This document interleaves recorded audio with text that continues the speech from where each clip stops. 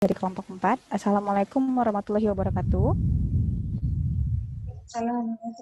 Wabarakatuh. Perkenalkan, nama saya Anissa Nirisa Jausal sebagai moderator dari kelompok 4 yang beranggotakan Ibu Zakia, Clara Sylvia Agustin, Gemayang Sura, dan Mega Zulfatus Soraya. Hari ini kami akan mempresentasikan tentang leadership behavior yang akan dipresentasikan oleh Gemayang Sura. Kepada presentan dipersilahkan.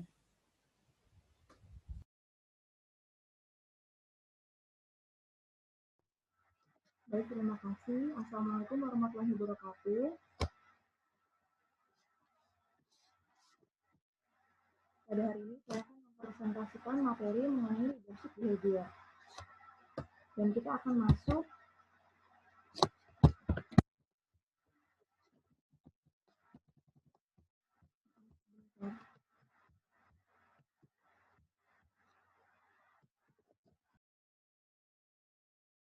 mulai. Yang pertama dari latar belakang. Kepemimpinan merupakan salah satu faktor yang sangat penting dalam suatu organisasi ataupun kelompok. Karena sebagian besar keberhasilan dan kegagalannya ditentukan oleh kepemimpinan dalam organisasi atau kelompok tersebut. Nah, setiap organisasi atau kelompok akan memiliki orang yang diikuti ataupun orang yang mengikuti. Gaya kepemimpinan yang sesuai dengan keinginan pegawai akan membuat pegawai merasa nyaman ketika bekerja dan pegawai akan lebih bersemangat ketika bekerja. Semangat kerja pegawai dapat menunjang pencapaian tujuan dan sasaran instansi karena semangat kerja dapat mendorong pegawai untuk bekerja lebih giat dan lebih baik.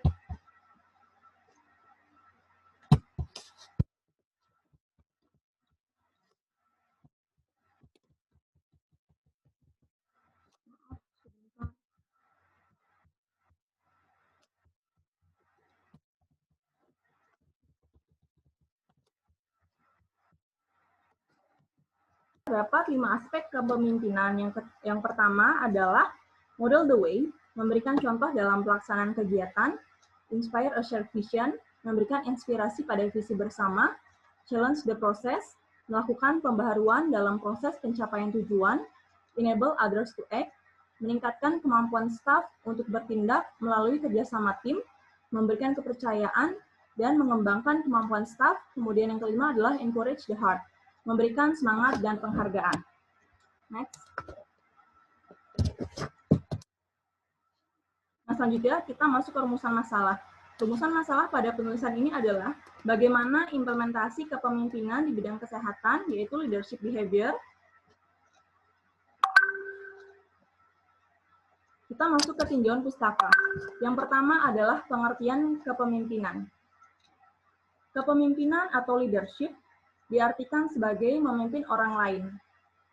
Pemimpinnya dikenal dengan istilah team leader, yang memahami apa yang menjadi tanggung jawab kepemimpinannya, menyelami kondisi bawahannya, kesediaannya untuk meleburkan diri dengan tuntutan dan konsekuensi dari tanggung jawab yang dipikulnya, serta memiliki komitmen untuk membawa setiap bawahannya mengeksplorasi kapasitas dirinya hingga menghasilkan prestasi yang tinggi.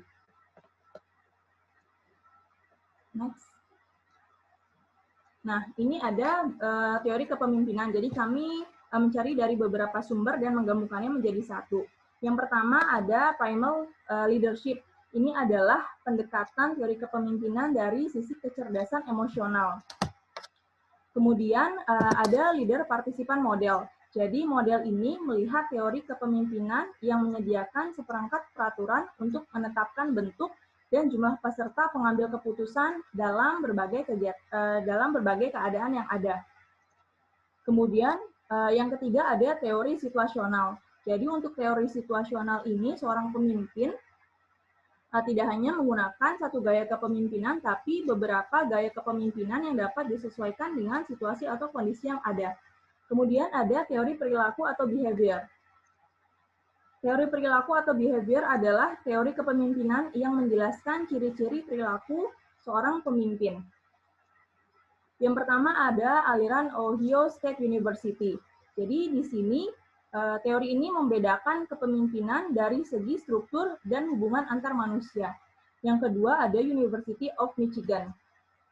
Di sini teori ini membedakan antara pemimpin yang berorientasi pada karyawan atau berorientasi pada hubungan antar pribadi, dan pemimpin yang berorientasi pada produksi dan tugas.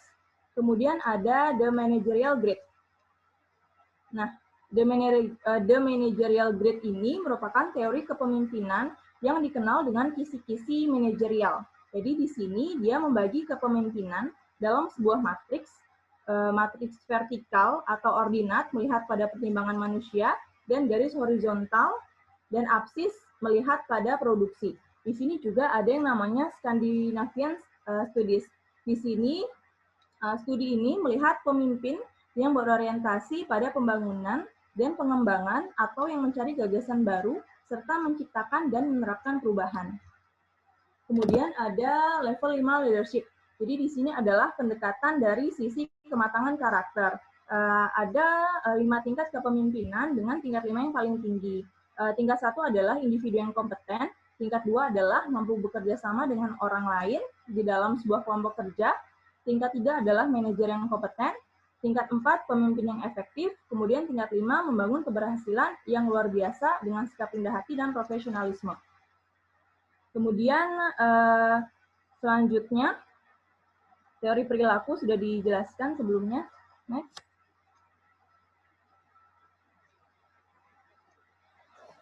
Nah, di sini ada unsur-unsur kepemimpinan. Jadi, unsur kepemimpinan itu ada 4. Yang pertama adanya pemimpin. Pemimpin yaitu seseorang yang mendorong dan atau mempengaruhi seseorang atau sekelompok orang lain sehingga tercipta hubungan kerja yang serasi dan menguntungkan. Yang kedua adanya pengikut. Pengikut itu diartikan sebagai seseorang atau sekelompok orang yang mendapat dorongan atau pengaruh sehingga bersedia melakukan berbagai aktivitas tertentu untuk mencapai tujuan yang telah diciptakan. Unsur yang ketiga adanya sifat dan atau perilaku tertentu. Jadi, sifat atau perilaku tertentu yang dimiliki oleh seorang pemimpin dapat dimanfaatkan untuk mendorong ataupun mempengaruhi seseorang atau sekelompok orang yang ada di dalam kelompok atau organisasinya. Yang keempat adalah adanya situasi dan kondisi tertentu. Situasi dan kondisi tertentu ini memungkinkan pelaksananya kepemimpinan. Situasi dan kondisi ini dia ada 2, ada yang terdapat di dalam organisasi ataupun yang di luar organisasi. Next. Selanjutnya kita masuk ke sifat-sifat kepemimpinan. Yang pertama ada kompeten. Kompeten berarti menunjukkan kompetensi kepemimpinan dalam mengambil keputusan yang tepat. Yang kedua adalah berwawasan ke depan.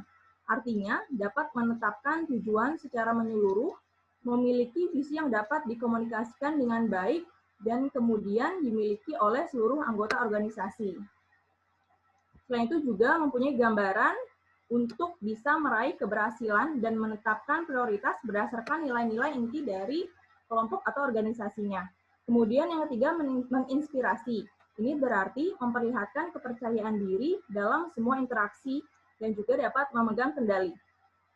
Yang keempat, mengaktualisasi diri. Artinya adalah terus mengembangkan potensi diri dan suka untuk mencari tantangan baru. Yang kelima adalah jujur dan rendah hati. Artinya, dalam bekerja selalu bersikap tulus, rendah hati, dapat diandalkan, jujur dalam menjaga kepercayaan. Next.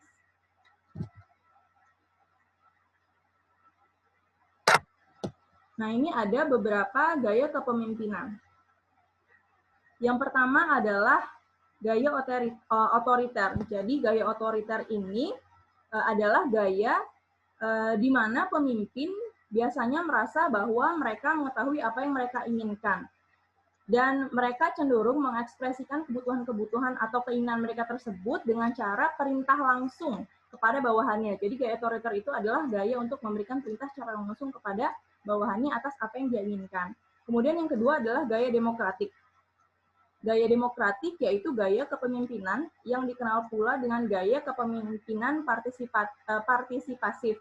Di sini para anggota dapat mengambil bagian dalam proses pengambilan keputusan. Yang ketiga adalah gaya laissez-faire atau gaya kepemimpinan kendali bebas. Kalau pada gaya ini, seorang pemimpin dalam memberikan tugas membebaskan anggotanya untuk melakukan tugas tersebut sesuai dengan teknik-teknik yang dipilih. Kemudian ada tipe paternalistik.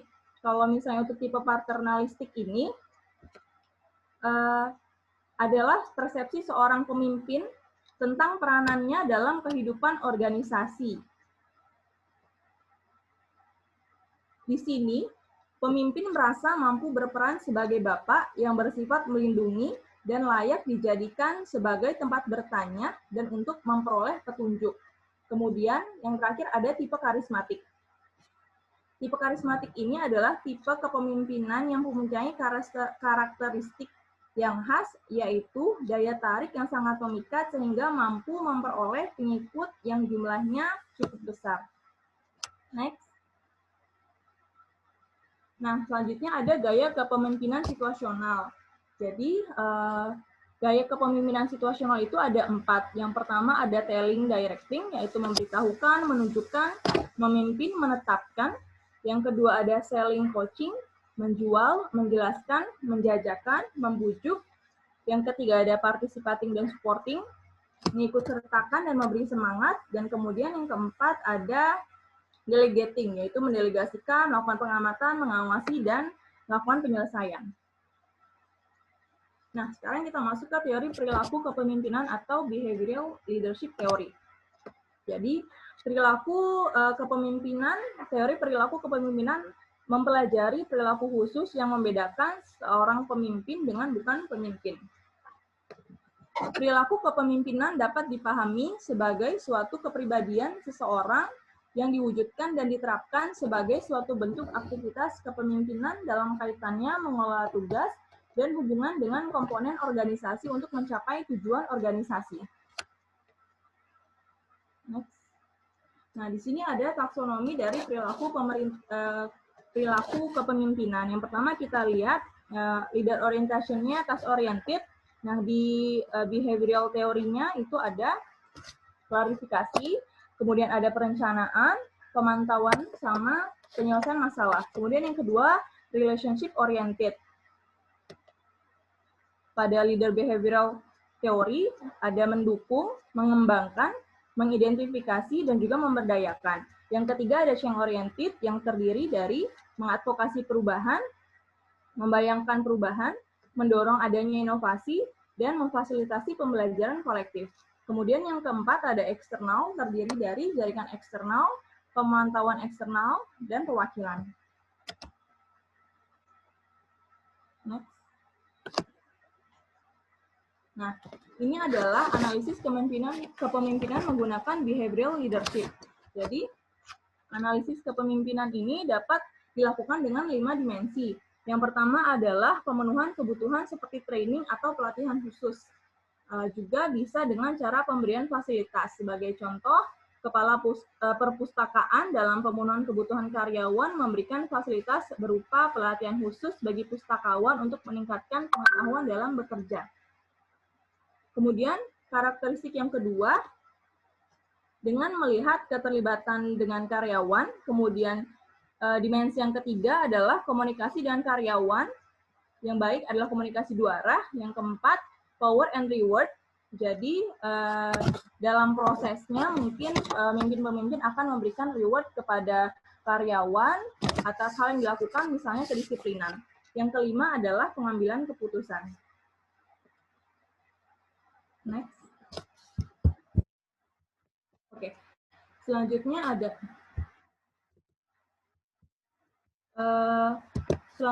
adalah studi kasus. Jadi studi kasus yang kami ambil adalah organisasi instansi Dinas Kesehatan Provinsi Lampung.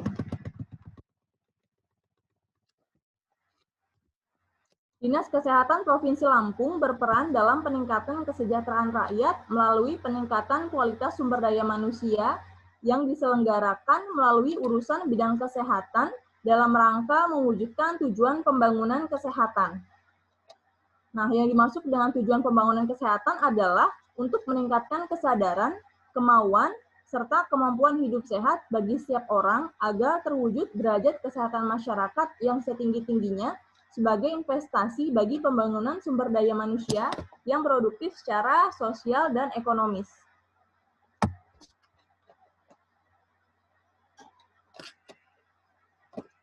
Nah, ini dilihat dari peraturan gubernur, Dinas Kesehatan merupakan organisasi perangkat daerah pelaksana urusan pemerintah di bidang kesehatan yang menjadi kewenangan daerah.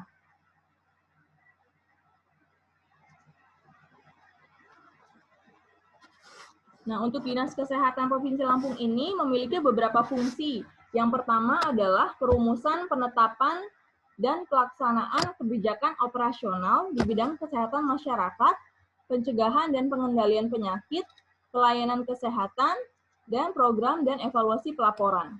Yang kedua, pengkoordinasi pelaksanaan tugas, pembinaan dan pemberian dukungan administrasi kepada seluruh unsur organisasi di lingkungan Dinas Kesehatan. Yang ketiga, pengelolaan barang milik daerah yang menjadi tanggung jawab Dinas Kesehatan.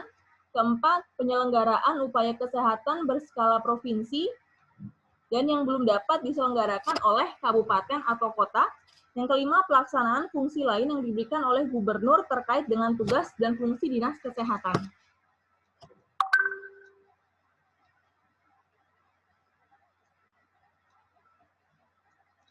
Nah, ini adalah susunan organisasi Dinas Kesehatan Provinsi Lampung.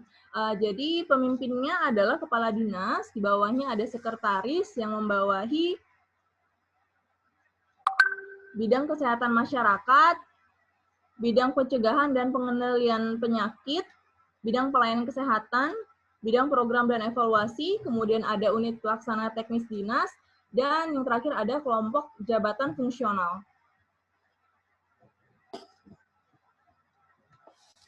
Dinas Kesehatan dipimpin oleh kepala dinas yang berkedudukan di bawah dan bertanggung jawab kepada gubernur melalui sekretaris daerah, di mana Dinas Kesehatan Provinsi Lampung memiliki tugas sebagai penyelenggara urusan pemerintahan daerah di bidang kesehatan, dalam hal ini untuk membantu gubernur dalam penyelenggaraan urusan pemerintahan.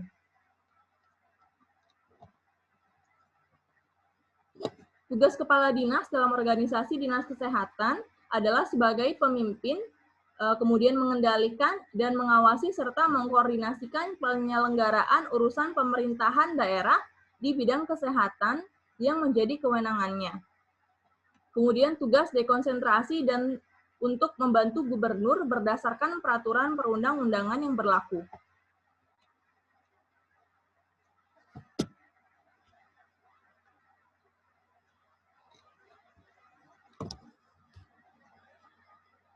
Nah, ini adalah gaya kepemimpinan yang ada atau yang digunakan oleh Kepala Dinas Kesehatan. Yang pertama adalah gaya kepemimpinan instruksi, yaitu seorang pemimpin menunjukkan perilaku yang banyak memberikan pengarahan namun sedikit dukungan. Yang kedua, gaya kepemimpinan konsultasi, pemimpin menunjukkan perilaku yang banyak mengarahkan dan banyak memberi dukungan.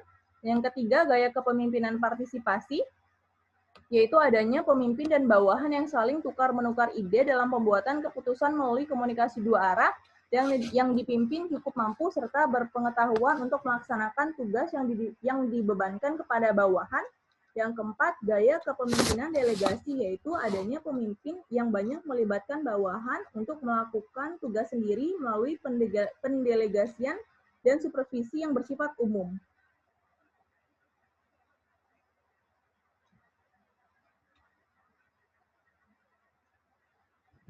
Dari semua pilihan tipe kepemimpinan di atas, masing-masing memiliki kelebihan dan kekurangan. Nah, di Dinas Kesehatan, delegasi paling sering dan dirasa efektif dan efisien untuk digunakan.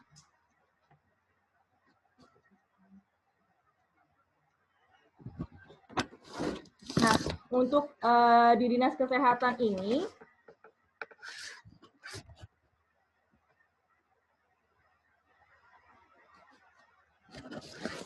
kemudian ada hubungan dari kepemimpinan tipe instruktif, konsultatif, partisipatif, dan delegatif di Dinas Kesehatan. Yang pertama, dalam menjalankan perannya, Kepala Dinas melimpahkan sebagian kewenangannya mengingat span of control yang begitu luas dan kompleks yang tidak mungkin ditangani oleh seorang Kepala Dinas semata. Yang kedua, ide-ide tentang pembaruan dalam menjalankan fungsi kedinasan bisa datang dari jenjang atau level mana saja yang berbasis partisipatorif. Yang ketiga, seorang kepala dinas harus bisa berperan sebagai fungsi konsultatif terhadap ide yang berkembang.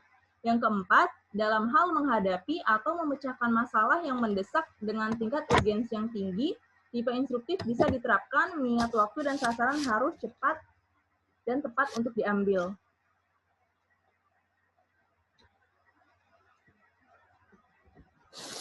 Nah, untuk gaya kepemimpinan di Dinas Kesehatan ini sendiri, yang diambil adalah gaya kepemimpinan yang tergantung pada tingkat kepentingan terhadap pemecahan isu strategis atau masalah apa yang dihadapi. Jadi, untuk Dinas Kesehatan ini tidak menggunakan satu pendekatan kepemimpinan, tapi banyak yang disesuaikan dengan situasinya, atau gaya kepemimpinan situasional.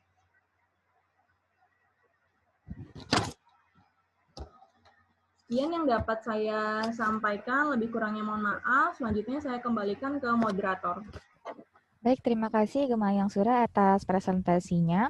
Kan saran ataupun yang lainnya kepada kelompok kami, kepada teman-teman dipersilahkan. Tadi ada beberapa gaya kepemimpinan.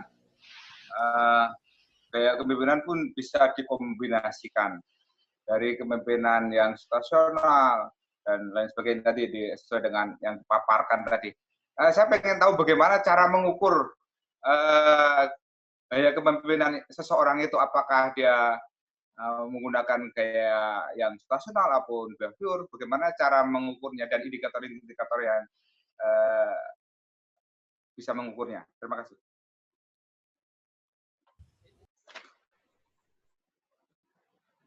Baik, menanggapi dari pertanyaan Pak Bambang, bagaimana mengukur gaya kepemimpinan berdasarkan situasional. Jadi begini Pak, sesuai dengan studi kasus kami mengambil dinas kesehatan, di mana seorang kepala dinas dalam pendelegasian wewenangnya berada di bawah kontrol dari gubernur. Jadi dan seorang kepala dinas itu pun membawahi banyak sekali bidang, seksi, UPTD, sampai dengan jabatan fungsional. Jadi kalau situasional, mengukurnya dari bagaimana suatu isu atau permasalahan yang berkembang, Pak.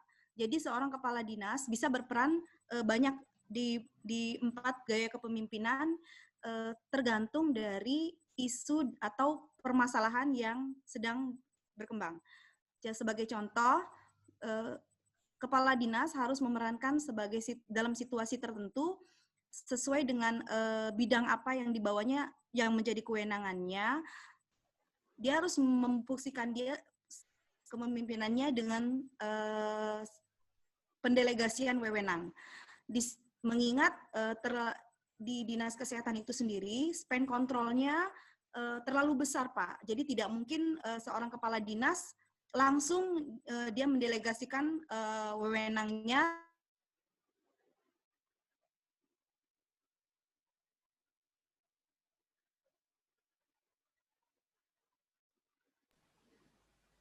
Mohon maaf, sepertinya sinyal Mbak Zakia sedang terganggu.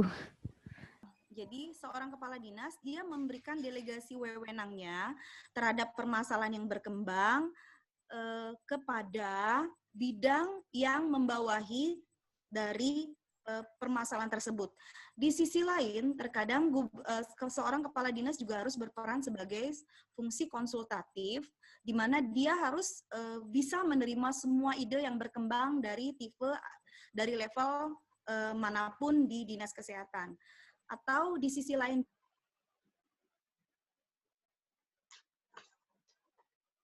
harus menjadi trouble ya. Saya menyambung lagi yang tadi terkait pernyataan dari Pak Bambang. Jadi kadang kepala dinas juga harus berperan sebagai pemimpinan yang instruktif, tergantung dari situasi kondisional apabila atau tingkat urgensi dari permasalahan yang berkembang.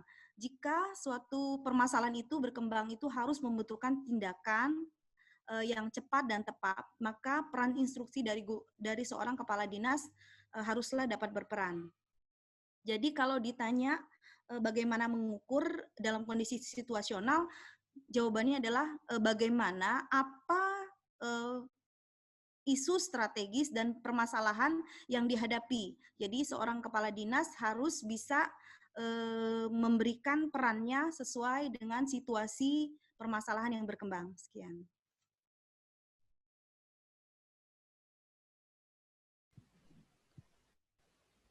Baik, terima kasih Mbak Zakia atas jawaban pertanyaannya Pak Bambang.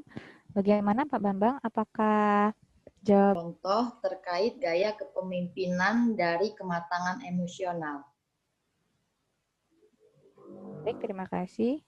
Di situ tadi kan dijelaskan tentang otoriter. Nah, otoriter itu apakah termasuk dengan kematangan emosional juga atau tidak? Terima kasih Mbak Caca. Terima kasih. Baik, Mbak Lita, terima kasih. Ya, Mbak. Ya, jadi kalau misalnya untuk tipe kepemimpinan yang berhubungan dengan emosional tadi itu kan adalah primer leadership. Jadi untuk primer leadership itu dia ada beberapa gaya kepemimpinan seperti gaya koersif, kemudian ada gaya afiliatif, ada gaya demonstratif, kemudian ada gaya penentu standar, gaya pelatihan, dan juga gaya otoritatif atau otoriter. Jadi kalau yang tadi ditanyakan apakah otoriter masuk ke dalam emosional, dia masuk ke dalam tipe kepemimpinan primer leadership atau tipe kepemimpinan pendekatan dari sisi kecerdasan emosional.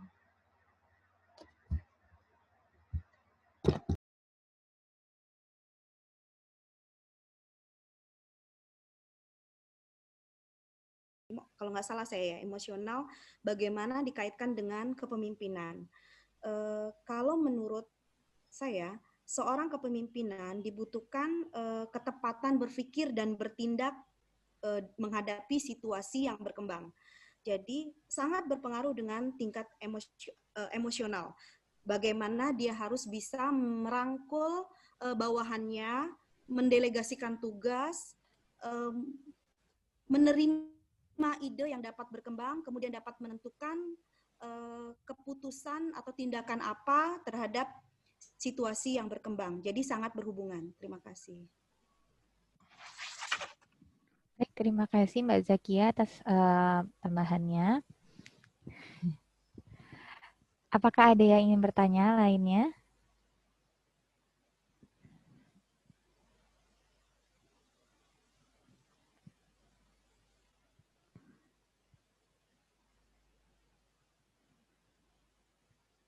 Baik, mungkin kalau dirasa sudah cukup untuk diskusinya, kelasnya saya kembalikan kepada Bu Kemala.